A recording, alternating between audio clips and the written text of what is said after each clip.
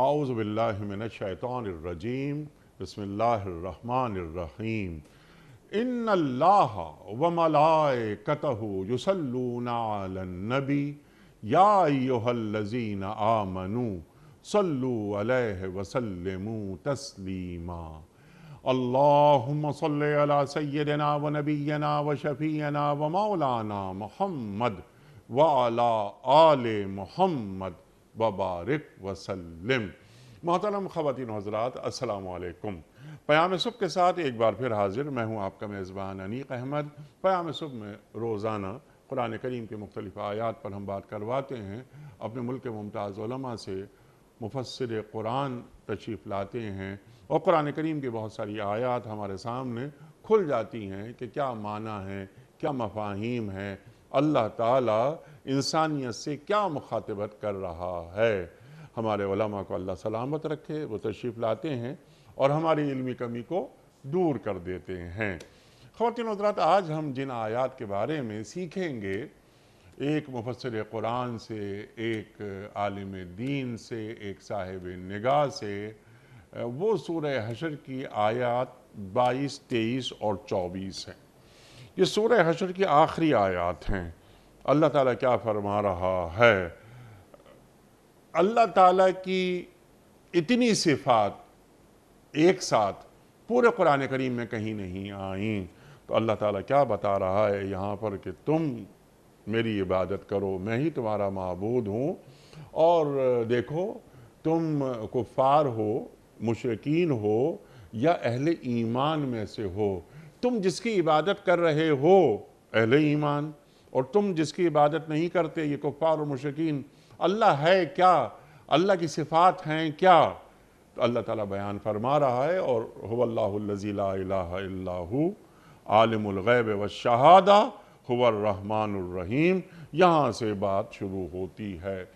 خواتین و حضرات، سرکار دو عالم صلی اللہ علیہ وآلہ وسلم نے سورہ حشر کی آخری آیات کے تعلق سے ان آیات کی تلاوت کی فضیلت، انعامات اللہ تعالیٰ کی جانب سے وہ کیا ہیں، وہ بھی ہم ایک سوال کی شکل میں رکھیں گے اپنے معزز مہمان کی خدمت میں۔ خواتین و حضرات، بہت ساری باتیں اس ذیل میں ہوں گی، اللہ تعالیٰ اپنی صفات یہاں کیوں بیان فرما رہا ہے، اور ایک ایک صفت پر انشاءاللہ بات کروائیں گے۔ میں چاہتا ہوں کہ زیادہ گفتگو ہمارے معزز مہمان عطا فرمائیں۔ تشریف فرما ہیں اسلام آباد میں محترم ڈاکٹر حبیب الرحمن عاصم صاحب۔ ڈاکٹر صاحب، میں آپ کا بڑا ممنون، بڑا شکر گزار۔ خواتین و حضرات، ڈاکٹر صاحب کو خوش آمدید کہتے ہوئے پروگرام کا آغاز اللہ تعالیٰ کی بابرکت نام سے سورہ حشر اور آیات 22، 23 اور 24۔ اعوذ باللہ من الشیطان الرجیم، بسم اللہ الرحمن الرحیم۔ هو اللہ الذی لا الہ الا هو عالم الغیب والشہادہ هو الرحمن الرحیم۔ هو اللہ الذی لا الہ الا هو الملک القدوس السلام المؤمن المہیمن العزیز الجبار المتکبر، سبحان اللہ عما یشرکون۔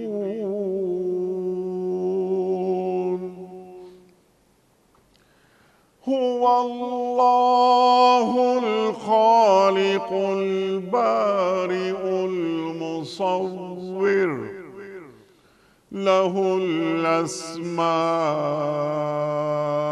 الحسنى، يسبح له ما في السماوات والأرض وهو العزيز الحكيم صدق اللہ العظیم۔ وہ اللہ ہی ہے جس کے سوا کوئی معبود نہیں، غائب اور حاضر ہر چیز کا جاننے والا۔ وہی رحمان اور رحیم ہے، وہ اللہ ہی ہے جس کے سوا کوئی معبود نہیں۔ وہ بادشاہ ہے نہایت مقدس، سراسر سلامتی، امن دینے والا، نگہبان، سب پر غالب، اپنا حکم بزور نافذ کرنے والا اور بڑا ہی ہو کر رہنے والا۔ پاک ہے اللہ اس شرک سے جو لوگ کر رہے ہیں۔ وہ اللہ ہی ہے جو تخلیق کا منصوبہ بنانے والا اور اس کو نافذ کرنے والا اور اس کے مطابق صورت گری کرنے والا ہے۔ اس کے بہترین نام ہیں۔ ہر چیز جو آسمانوں اور زمین میں ہے اس کی تسبیح کر رہی ہے اور وہ زبردست اور حکیم ہے۔ صدق اللہ العظیم۔ خواتین و حضرات، محترم ڈاکٹر حبیب الرحمان عاصم صاحب کی خدمت میں اس سے پہلے کہ ہم رکھیں آج کے پروگرام کے حوالے سے پہلا سوال، کل کے پوچھے گئے سوال کا درست جواب اور آج کا سوال آپ کی خدمت میں۔ کل کا سوال ہمارا یہ تھا کہ اللہ تعالیٰ نے قرآن کریم میں حضرت عیسیٰ علیہ السلام کی مثال کس پیغمبر سے دی ہے؟ درست جواب حضرت آدم علیہ السلام سے۔ آج کا سوال نوٹ فرما لیجئے۔ ہجرت مدینہ کے دوران میں سرکار دو عالم صلی اللہ علیہ وآلہ وسلم نے کس مسجد کی بنیاد رکھی؟ مسجد قباء یا مسجد نبوی صلی اللہ علیہ وآلہ وسلم یا مسجد زرار؟ جو درست جواب آپ سمجھتے ہوں روانہ فرمائیے۔ ہمارے فون نمبرز ہیں 00922134527 ہمارا دوسرا فون نمبر ہے 009221343000980۔ ہمارا ای میل ایڈریس ps@dunyatv.tv، ہمارا SMS کا نمبر 3031 اور ہمارا واٹس ایپ کا نمبر ہے 009232182509194۔ ڈاکٹر صاحب ارشاد فرمائیے، یہ سورہ حشر کی آخری آیات، اس سے پہلے کہ میں ایک ایک لفظ پر آپ سے بات کرواؤں، ان آیات کی فضیلت اللہ کے رسول صلی اللہ علیہ وآلہ وسلم کیا فرماتے ہیں؟ شکریہ انیق بھائی۔ بسم اللہ الرحمن الرحیم۔ آج کی یہ جو آیات ہیں یہ بہت ہی عظیم الشان قسم کی آیات ہیں، اور میں یہ مبالغے کے طور پر نہیں، حقیقت کی بنیاد پر کہہ رہا ہوں کہ اگر کائنات کے تمام انسان بھی اور جنات اور جو بھی جنہیں علم دیا گیا ہے وہ ان کلمات کی وضاحت کرنا چاہیں تو نہیں کر سکتے، اس لیے کہ ایک ایک لفظ ایک پوری دنیا ہے، ایک پورا جہان ہے جس کی وضاحت انسان کے بس کی بات نہیں ہے، جنات کے بس کی بات نہیں ہے، اور بس کی بات اس وجہ سے نہیں ہے کہ انہیں اس کا پورا علم ہی نہیں ہے، اور جب کسی چیز کے بارے میں صحیح معلومات اور پوری معلومات نہ ہوں تو کون یہ دعویٰ کر سکتا ہے کہ میں نے اس کی وضاحت پوری کر دی۔ لیکن رسول اللہ صلی اللہ علیہ وسلم نے اللہ تعالیٰ کے کہنے کے مطابق، اللہ تعالیٰ کے بتانے کے مطابق ان کلمات کی جو فضیلت عطا فرمائی ہے اور بتائی ہے وہ ہی اس قدر شاندار اور اس قدر بڑی ہے کہ اگر ہم واقعی اللہ کے رسول کی بات کو سچ جانتے ہیں تو ہمیں انہیں پڑھنے میں ذرا سی بھی کوتاہی نہیں کرنی چاہیے، بلکہ ہر ایک بڑے چھوٹے کو یہ آج کی 3 آیات یاد کر لینی چاہیے، اور کم از کم دن میں 1 مرتبہ تو اسے لازماً پڑھ لینا چاہیے۔ مسند احمد اور دیگر اور حدیث کی کتابوں میں یہ روایت مذکور ہے کہ رسول اللہ صلی اللہ علیہ وسلم نے فرمایا کہ جو شخص فجر کے وقت ان آیات کو پڑھتا ہے جو سراسر اللہ تعالیٰ کے ناموں کی ایک تسبیح ہیں، تو دن کے وقت اللہ رب العزت ایک کثیر تعداد میں، ایک روایت میں 70,000 فرشتوں کا ذکر ہے، اور 70,000 کی تفسیر اکثر لوگوں نے کثیر تعداد، ایک لا تعداد بے شمار اس کی طرف اشارہ کیا ہے، یعنی ایک بہت بڑی تعداد اللہ تعالیٰ کے فرشتوں کی متعین ہو جاتی ہے جی ہاں، جو ان کلمات کو پڑھنے والے کے لیے دعاؤں میں مصروف ہو جاتی ہے۔ اللہ اکبر۔ اور اگر کوئی شخص رات کو یعنی مغرب کے وقت یا عشاء کے بعد پڑھ لے تو ساری رات اتنی ہی بڑی تعداد میں فرشتے اس بندے کے لیے دعاؤں میں مصروف ہو جاتے ہیں جس نے ان کلمات کو پڑھا ہے۔ تو ایک بڑا آسان سا طریقہ ہے کہ اگر اہل ایمان اس کو اختیار کرنا چاہیں کہ فجر کی نماز میں بھی کم از کم ایک رکعت میں ان کلمات کو دہرا لیا جائے، سبحان اللہ۔ اور قرآن مجید کی میں اللہ تعالیٰ کے جو نام جس طرح آپ نے ذکر کیا کہ اس طرح یکجا بہت سارے اکٹھے نام کہیں آپ کو نہیں ملیں گے، ان کو پڑھ لیا جائے تو اللہ تعالیٰ کی طرف سے عظیم رحمتوں کا وہ حقدار بن جاتا ہے۔ اور اگر نماز فجر میں یا نماز عشاء میں یہ پڑھنے کا موقع نہیں مل رہا کہ وہ باجماعت نماز پڑھ رہا تھا، وہ اپنی نوافل میں اپنی سنتوں میں پڑھ سکتا ہے، سبحان اللہ۔ یا نماز کے بعد بھی ان کلمات کو دہرا سکتا ہے۔ تو انیق بھائی، آج آپ کے اس پروگرام کے توسط سے میں تمام سننے اور دیکھنے والوں کو اس بات کی دعوت دیتا ہوں کہ اللہ کی بے پایاں رحمتوں سے اپنے دامن بھرنے کے لیے یہ ایک چھوٹا سا کام ہے۔ یہ 3 آیتیں یاد کرنے میں بمشکل 15-20 منٹ لگیں گے۔ اپنے بچوں کو یاد کروائیے، اپنی خواتین کو یاد کروائیے، سبحان اللہ۔ اور ان سے کہیے کہ کم از کم ایک بار فجر کے وقت اور ایک بار مغرب کے وقت یا عشاء کے بعد ان کلمات کو، ان آیات کو پڑھ لیا جائے اور اللہ تعالیٰ کی ان عظیم الشان نعمتوں کے حقدار بن جائیے۔ سبحان اللہ۔ یہ تو اس کی فضیلت کے اعتبار سے ہے۔ اب دیکھیے، یہ جو 3 آیات ہیں اس میں سب سے زیادہ جس بات کی طرف توجہ دلائی گئی اور جس کو بار بار دہرایا گیا وہ ہے لا الہ الا اللہ، هو اللہ الذی لا الہ الا ہو، جی، کہ وہ اللہ کہ جس کے سوا کوئی عبادت کے لائق نہیں ہے۔ ٹھیک۔ گویا کہ تمام تر انبیاء کے بنیادی مقصد کو بیان کیا گیا کہ وہ اس لیے بھیجے گئے تھے تاکہ لوگوں کو لا الہ کا مطلب سکھائیں، سبحان اللہ۔ انہیں بتایا جائے کہ اس کائنات میں عبادت کے لائق صرف اور صرف ایک ہستی ہے جسے اللہ کہا جاتا ہے، سبحان اللہ۔ اور اس کے سوا کسی اور کی عبادت نہیں ہونی، اس کے سوا کسی کے سامنے جھکنا نہیں، اور وہی کائناتوں کے اندر تمام تر معاملات کو چلانے والا ہے، جس کی تفصیل آگے آ رہی ہے۔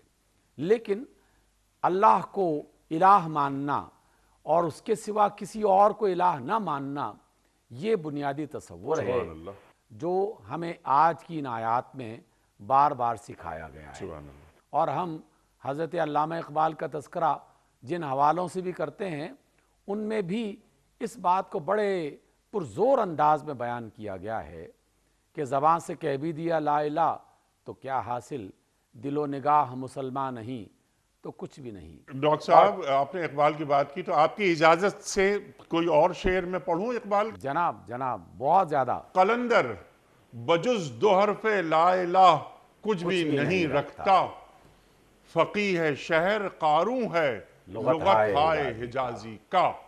اس کا بنیادی مطلب یہی ہے اللہ اکبر۔ کہ بے شمار علم رکھنے والے، بے شمار بہت ساری معلومات رکھنے والے اگر وہ ان 2 لفظوں کا معنی نہیں سمجھ پائے اکبر، اللہ اکبر۔ تو باقی علم بالکل بیکار ہے۔ اس کی حیثیت محض ایک بلبلے کی سی ہے یا محض ایک ذرے کی سی ہے کہ کچھ دیر کے لیے کچھ فائدہ اٹھا لیا، لیکن جس نے ان 2 کلمات کو لا الہ یعنی اللہ کے سوا کوئی الہ نہیں ہے، جس نے اس بات کو سمجھ لیا، اس نے کائنات کی تخلیق کا مقصد اور انسان کی تخلیق کا مقصد اس نے جان لیا۔ ٹھیک ہے ڈاکٹر اور صاحب، پھر یہ اس کے راستے فرمائیے پر کہ چل جو پڑا۔ لا ہے یہ خط تنسیخ یہ کس پر پھیرا جا رہا ہے؟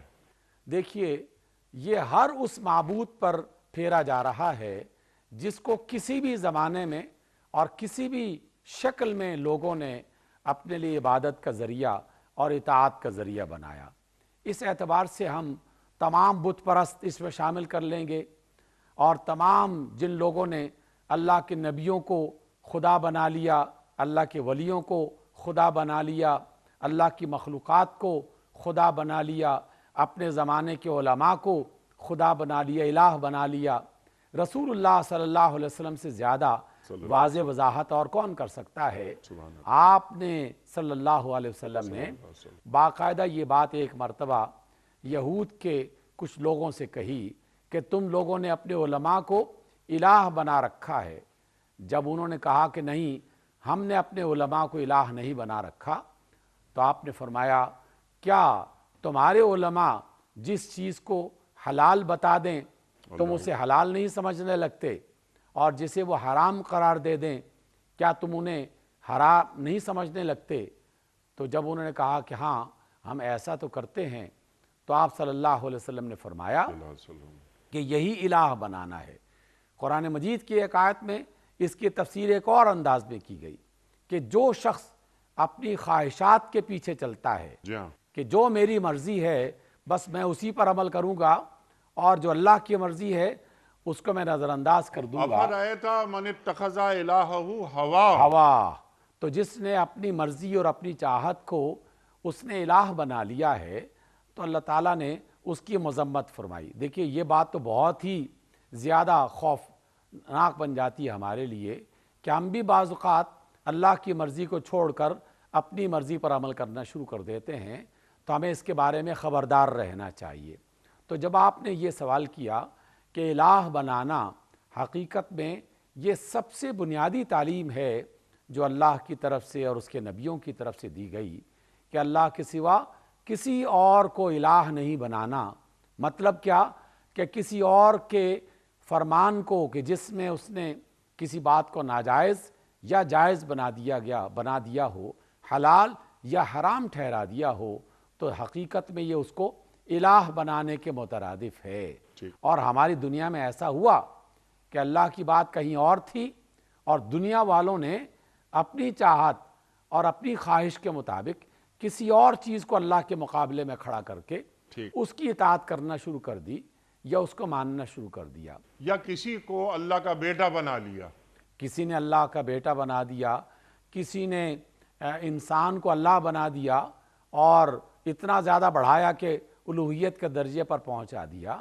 دنیا میں شرک ان دونوں چیزوں سے تو وجود میں آیا ہے، جب اللہ کا درجہ گھٹا کر مخلوق کے برابر کر دیا جائے یا مخلوق کا درجہ بڑھا کر اللہ کے برابر کر دیا جائے، شرک اسی کو ہی کہا جاتا ہے۔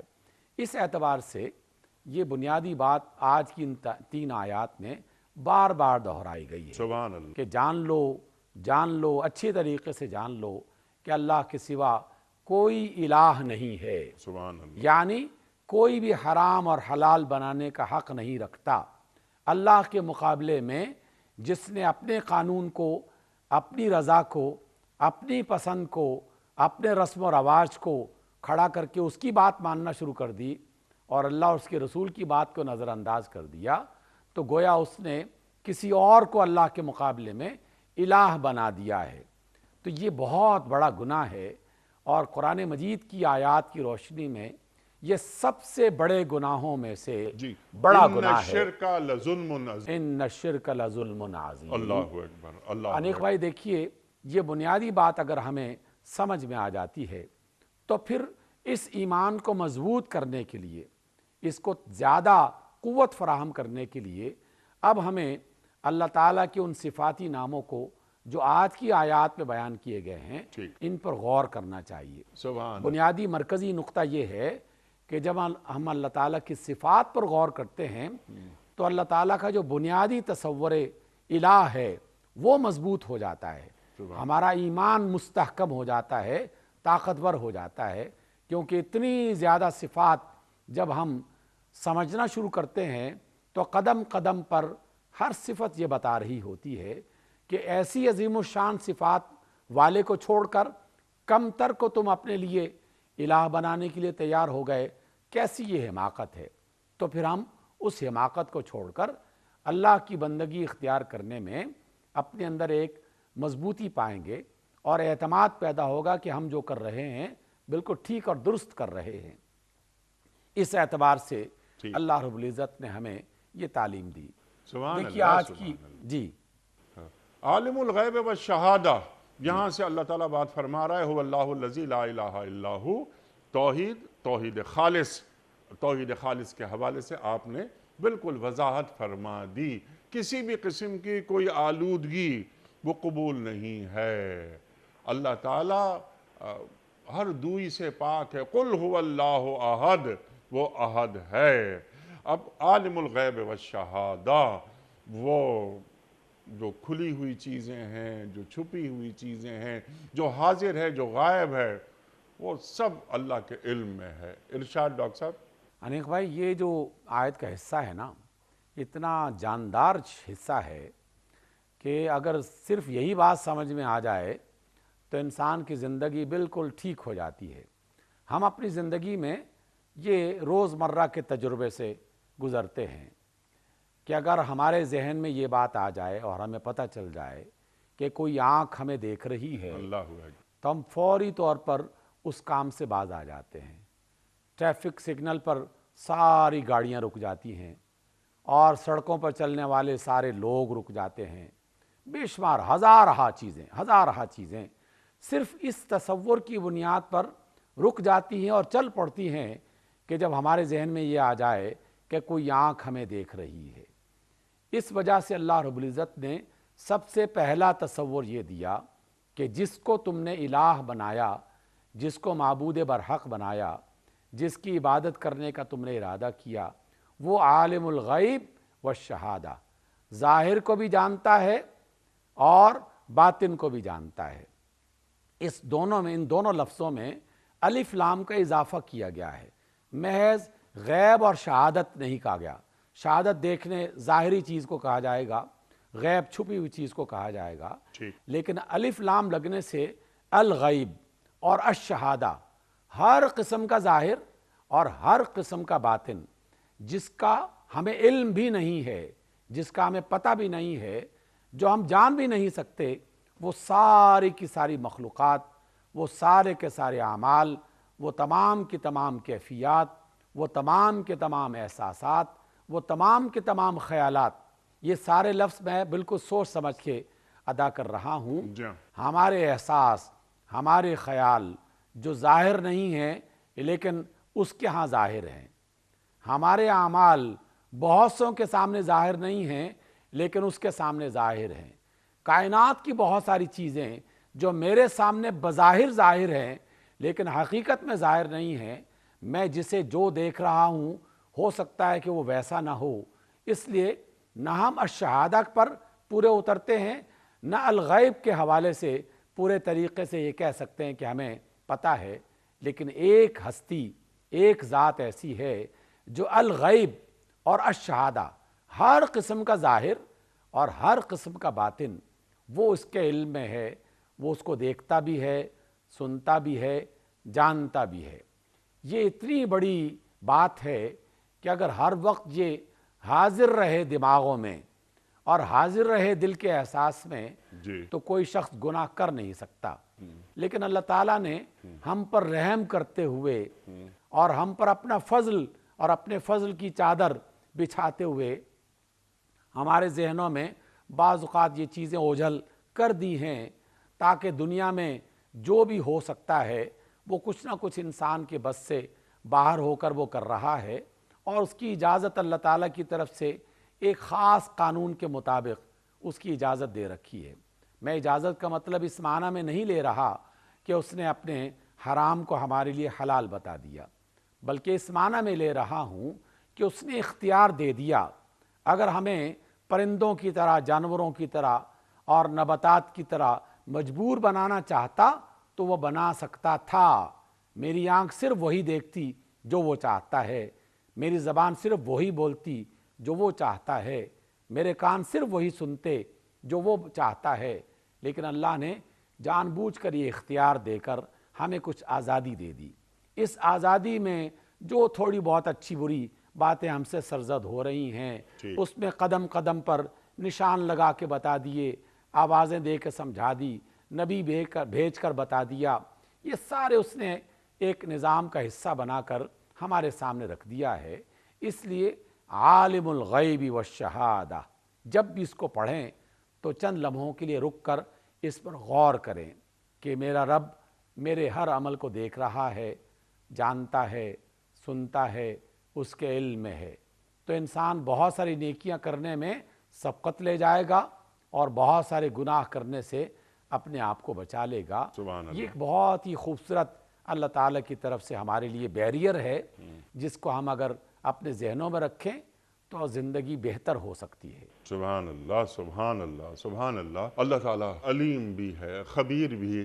اب یہ کہ علیم اور خبیر پہ ہم بات اس لیے نہیں کروا رہے آپ سے کہ ہم چاہتے ہیں کہ یہ آیات مکمل کر لیں۔ اچھا، هو الرحمن الرحیم، اب یہاں پر رحمان اور رحیم اللہ تعالیٰ بیان فرما رہا ہے۔ یہ صفات تو پہلے بھی آئی ہیں، الرحمن الرحیم پہ ہم بات کرتے ہیں سورہ فاتحہ پڑھتے ہوئے۔ ڈاکٹر صاحب، یہ رحمان اور رحیم دونوں میں کیا فرق ہے؟ دیکھیے، ان دونوں میں ایک فرق وہ بھی میں واضح کرتا ہوں، جی اور اس الرحمن الرحیم کو عالم الغیب والشہادہ ان کے ساتھ بھی ایک جو ربط ہے بہت خوبصورت، جی وہ بھی ہم سمجھنے کی کوشش کرتے ہیں۔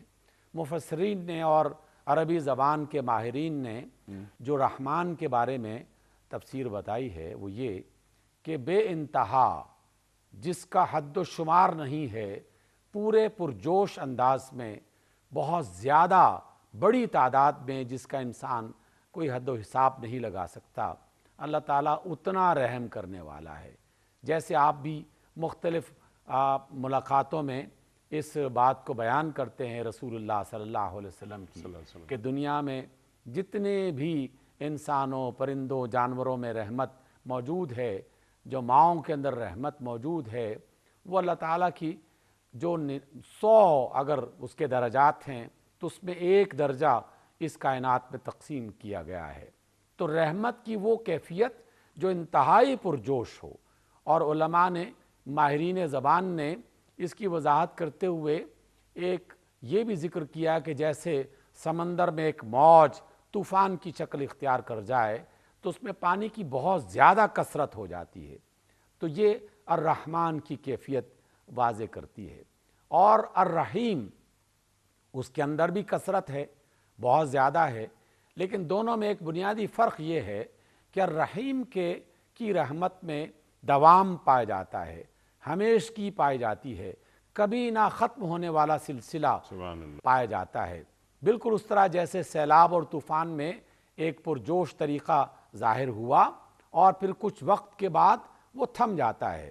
کفار پر اللہ تعالیٰ کی رحمت اس دنیا کی زندگی میں باقاعدہ اپنا کام دکھا رہی ہے، اور رسول اللہ صلی اللہ علیہ وسلم کا ایک فرمان اس کی وضاحت فرماتا ہے۔ آپ نے فرمایا کہ اگر اللہ رب العزت ہر کافر کو اس کے گناہ پر فوری سزا دینا چاہے تو کسی کافر کو ایک پانی کا گھونٹ وہ میسر نہ آئے، کہ ادھر اس نے کفر کیا اور ادھر اللہ تعالیٰ نے اس کا کام تمام کر دیا۔ لیکن اس کے باوجود بھی کہ کفر ہو رہا ہے، بغاوت ہو رہی ہے، ظلم اور گناہ ہو رہے ہیں، اور اس کی بارشیں بھی آ رہی ہیں، اس کی نعمتیں بھی مل رہی ہیں، زندگی بھی مل رہی ہے، لذتیں بھی انسان اٹھا رہا ہے، یہ دنیا میں اس کی رحمتوں کی ایک شکل ہے۔ لیکن جیسی ہی قیامت برپا ہوگی تو قرآن اور رسول اللہ صلی اللہ علیہ وسلم کے فرمان کے مطابق کفار سے اس رحمت کو اٹھا لیا جائے گا۔ اب اس کے بعد سزا کا دور شروع ہوگا، اور اللہ تعالیٰ کی پناہ مانگنی چاہیے اس دور سے کہ جس میں سزا کا فیصلہ ہونے والا ہو۔ اس سے تو ہم یہی امید بھی رکھتے ہیں اور دعا بھی کرتے ہیں کہ اللہ دنیا کی زندگی میں بھی اپنی رحمت سے نوازتا رہے، اور آخرت کی زندگی میں بھی بس تیری ہی رحمت چاہیے اور تیرے فضل کے ہم طلبگار ہیں۔ تو یہ وہ بنیادی فرق ہے کہ رحیم میں رحمت دوام رکھتی ہے، ہمیش کی رکھتی ہے، اور رحمان میں کثرت اور پرجوش انداز میں رحمت کا مظہر ہمارے سامنے آتا ہے۔ سبحان اللہ، سبحان اللہ۔ لیکن پہلی آیت کے ساتھ ایک خوبصورت ربط جو بنتا ہے وہ یہ کہ وہ ذات ہمیں دیکھ رہی ہے، وہ عالم الغیب والشہادہ ہے، پھر بھی ہمارے گناہوں سے صرف نظر کرتے ہوئے زندگی کی نعمتیں بھی دے رہا ہے اور مہلت عمل بھی دے رہا ہے۔ سبحان اللہ۔ کیسی بڑی بات ہے اس رب رحیم کی طرف سے کہ میرے بارے میں سب کچھ جانتا بھی ہے، لیکن میرے اختیار کو اس نے برقرار رکھا ہوا ہے۔ جتنی زندگی اس نے لکھی تو اس کی طرف سے کہہ دیا کہ چلو اس زندگی میں یہ سارے مزے تم لوٹ لو، لیکن قدم قدم پر خبردار کر رہا ہے کہ دیکھو بچ جاؤ، یہ نہ کرنا، وہ نہ کرنا۔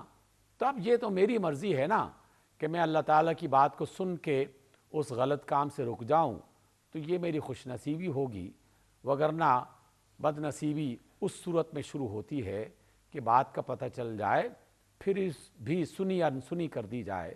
اللہ تعالیٰ ہمیں اس کیفیت سے محفوظ رکھے۔ سبحان اللہ، وہ ارحم الراحمین ہے، اللہ اکبر۔ اور کتب علی نفسہ الرحمہ، اس نے رحمت کو خود پر واجب کر لیا ہے، اللہ اکبر، اللہ اکبر۔ اچھا، هو اللہ الذی لا الہ الا ہو، پھر یہ جملہ ریپیٹ ہو رہا ہے، آپ نے اس پر گفتگو فرما دی۔ اچھا ڈاکٹر صاحب، الملک، یہاں سے پھر صفات کا آغاز ہو رہا ہے کہ اللہ تعالیٰ بادشاہ حقیقی ہے، اور اس کی اس بادشاہت میں کوئی شامل نہیں، بلا شرکت غیر بادشاہی اللہ ہی کی ہے۔ الیس اللہ بأحکم الحاکمین۔ ارشاد ڈاکٹر صاحب۔ انیق بھائی، یہ جو لفظ ہے نا، یہ لفظ اگرچہ میرے اور آپ کے لیے بھی ہے، تمام سننے والے لوگوں کے لیے، دیکھنے والے لوگوں کے لیے، انفرادی حیثیت میں بھی اس کا بڑا معنی ہے، لیکن اس کا جو اصل مطلب اور اصل جوہری جو معنی ہے وہ دنیا میں مختلف قسم کے نظام چلانے والوں کے لیے ہے۔ اور یہ بتایا جا رہا ہے کہ جو الہ جسے اللہ کہا جاتا ہے، اسے جب ہم معبود بناتے ہیں اور الہ بناتے ہیں، تو اے لوگو یہ مت سمجھو کہ یہ دوسرے مشرکوں کی طرح کچھ ایسے لکڑی پتھر کے بنائے ہوئے بت ہیں کہ جن کے سامنے سر جھکا دیا اور کچھ کلمات کہہ دیے اور بات ختم ہو گئی، اور وہ بت بالکل بت بنا، بالکل نہ ہمیں دیکھ رہا ہے نہ سن رہا ہے، جیسے پہلے تھا ویسے بات میں ہے۔ اس کی بات مانی جائے یا نہ مانی جائے، نہ اسے کچھ فرق پڑتا ہے نہ اس کے ماننے والوں کو کچھ فرق پڑتا ہے۔ ہمیں یہ تصور دیا گیا کہ جس اللہ کو تم نے الہ بنایا ہے، وہ الہ بتوں کی طرح کا کوئی ایسا تراشا ہوا الہ نہیں ہے، بلکہ وہ الملک ہے، ٹھیک، بادشاہ ہے۔ جب بادشاہ ہے تو پھر قانون کس کا بنے گا؟ ٹھیک، کیا کسی قومی اسمبلی میں یا سینٹ میں بل پاس کرنے کی شکل میں بنایا ہوا قانون اور آئین وہ تمہارے لیے زیادہ معتبر ہوگا، یا بادشاہ کل جو کائنات کا بادشاہ ہے، جو الملک ہے، الملک ہے، سبحان اللہ۔ اس کا بنایا ہوا آئین وہ تمہارے لیے آئین ہونا چاہیے۔ انیق بھائی، یہاں میں یہ بات کہنے کی جسارت حاصل کرنا چاہتا ہوں، ہم اپنے جلسوں میں، مجالس میں، ملاقاتوں میں اور مختلف قسم کی ٹاک شوز میں یہ جملہ سنتے رہتے ہیں، آئین پاکستان، اور ہر ملک میں وہاں کے لوگ اپنے اپنے ملک کے آئین کی برتری کی بات کرتے ہیں۔ کاش کہ بانی پاکستان کے اس جملے کو وہ دوبارہ تازہ کر لیں۔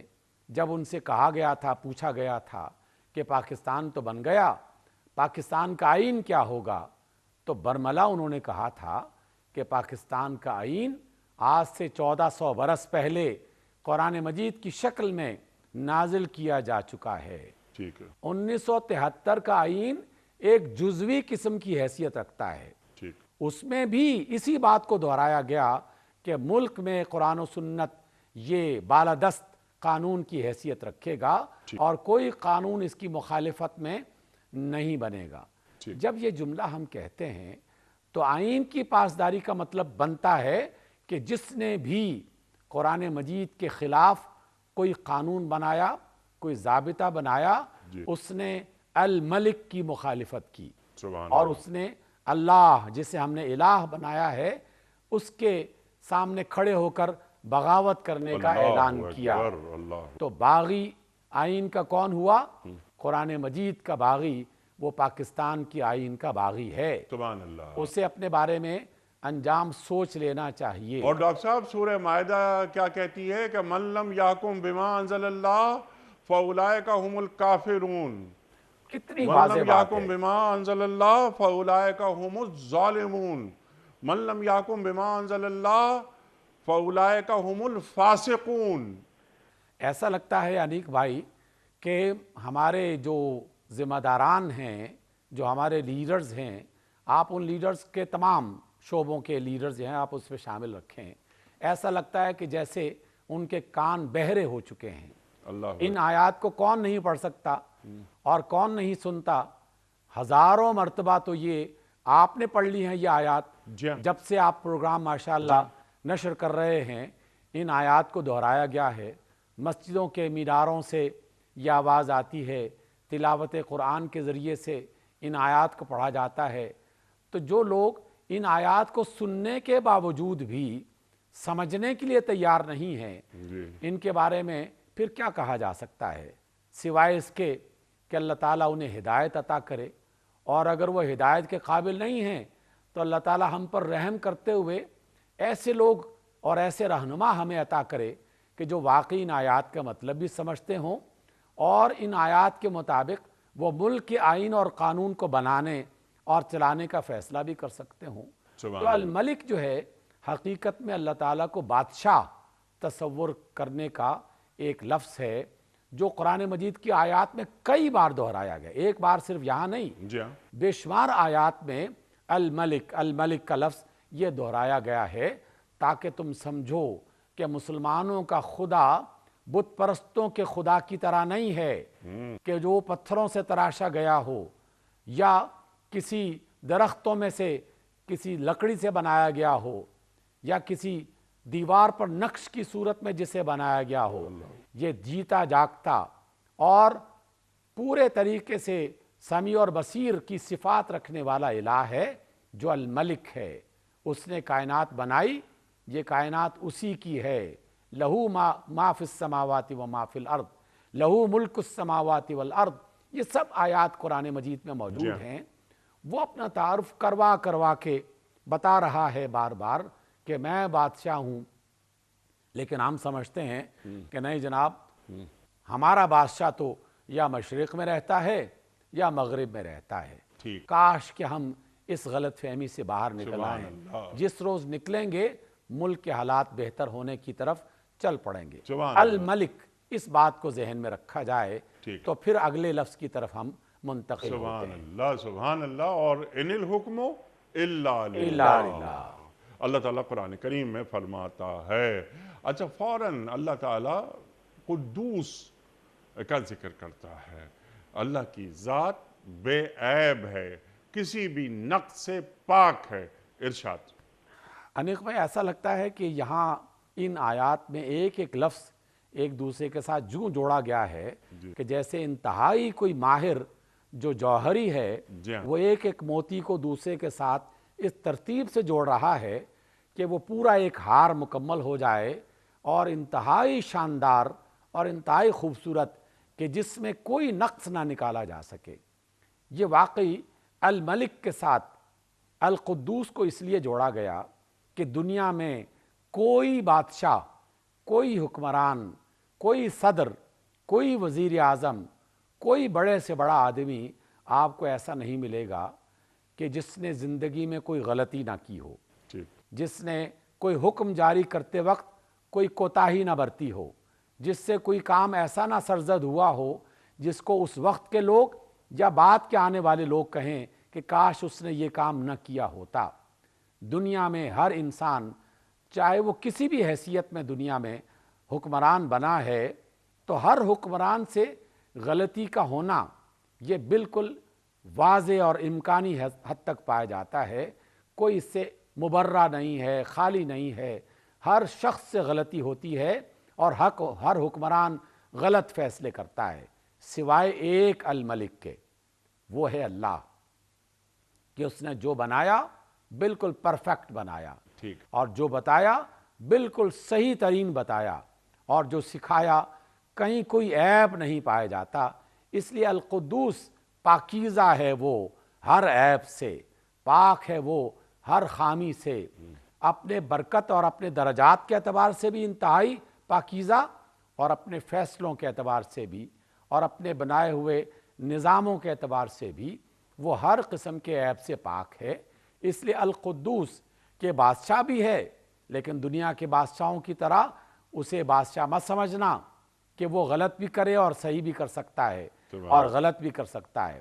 وہ اللہ ہے، الملک ہے، اور اس کی صفت میں ہے کہ وہ القدوس ہے، ہر قسم کی خامی اور عیب سے وہ پاک ہے۔ سبحان اللہ، ہر قسم کی خامی اور عیب سے پاک ہے۔ فوراً سلام، اللہ تعالی سراسر سلامتی ہے۔ اللہ اکبر۔ ڈاکٹر صاحب یہاں پر سلامتی پر یعنی سلام پر آپ کچھ بات فرمائیے اور واضح کر دیجئے، اور پھر جو مومن کی بات اللہ تعالیٰ فرما رہا ہے، جب ہم کسی انسان کے تعلق سے بات کرتے ہیں مومن کی تو ہم کہتے ہیں کہ یہ صاحب ایمان ہے، لیکن جب اللہ تعالیٰ یہ مومن کے لفظ کو اپنے سے منسوب کرتا ہے تو پھر اس کے معنی کیا ہو جاتے ہیں؟ دیکھیے السلام اور مومن، المؤمن جو ہے، ان دونوں لفظوں کو اگر ہم یکجا کریں جی تو دونوں میں ایک جوہری مطلب مشترک ہے، اور وہ ہے امن دینے والا اور سلامتی دینے والا۔ سبحان اللہ۔ سلامتی اور امن ہم دونوں لفظ ایک دوسرے کے مترادف کے طور پر بھی استعمال کرتے ہیں، اگرچہ امن زیادہ وسیع اور زیادہ بڑا اپنے اندر معنی رکھتا ہے، سلامتی بھی اس کے اندر موجود ہے۔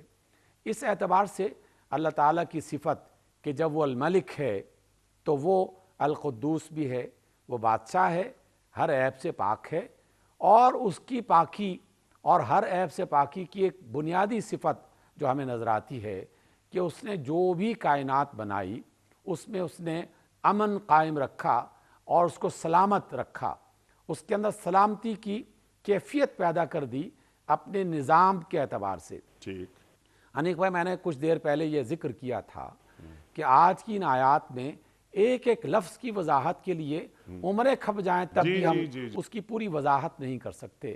میں صرف السلام اور المؤمن، سلامتی دینے والا اور امن دینے والا، ایک اشارہ کرتے ہوئے بات کو ہم اپنی طرف لے کے جائیں گے۔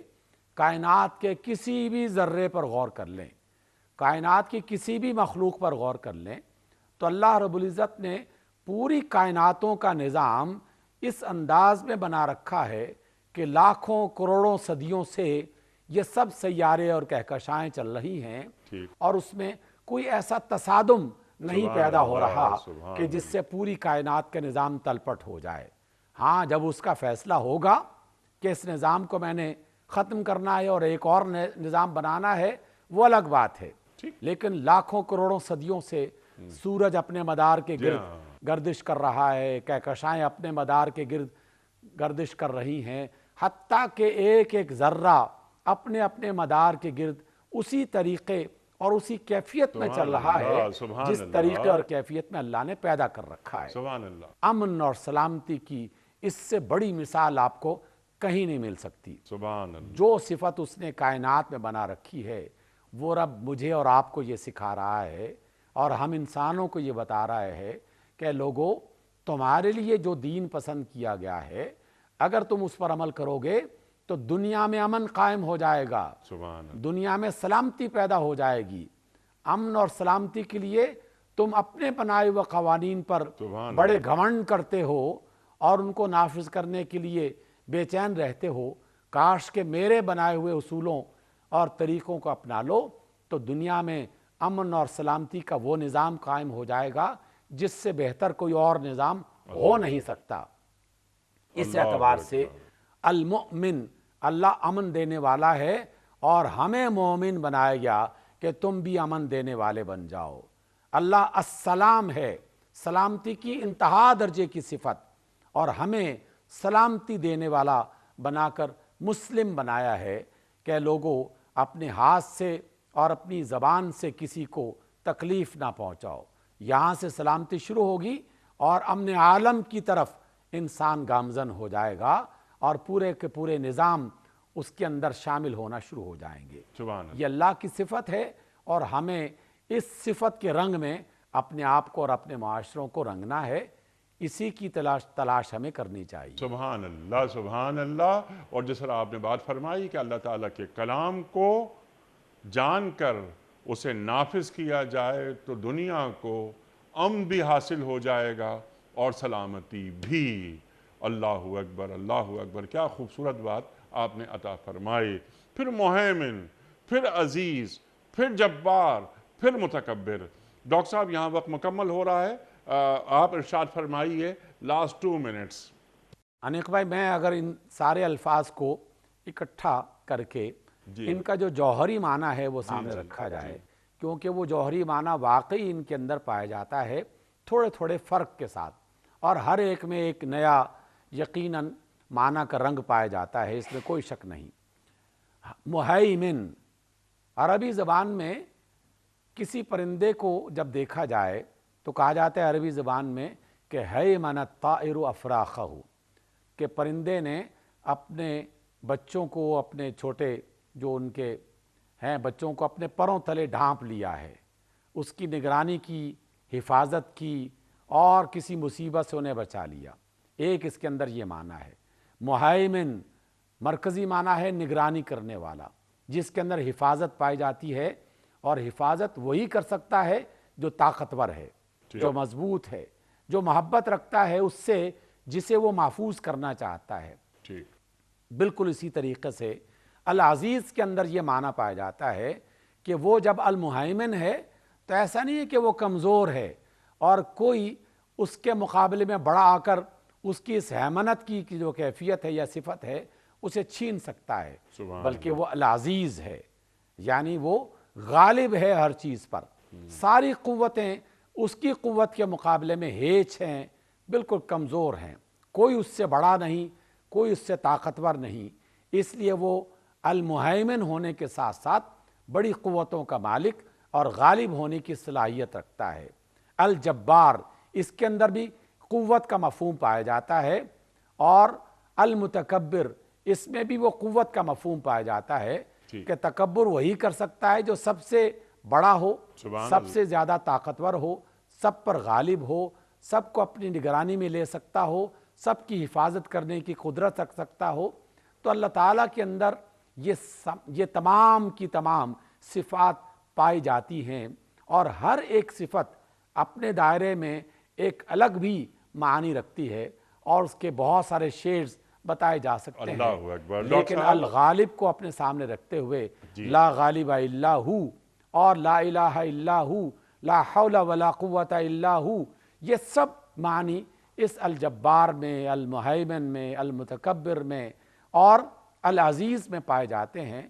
تو اتنے عظیم الشان رب کو ماننے کے بعد کیا کوئی مومن کمزور پڑ سکتا ہے؟ اللہ اکبر، اور نہیں مومن کمزور پڑ سکتا ہے، اور اللہ تعالیٰ کو قرآن کریم میں یہ کہنا پڑا کہ الیس اللہ بکاف عبدہ، کیا بندے کے لیے اللہ کافی نہیں ہے؟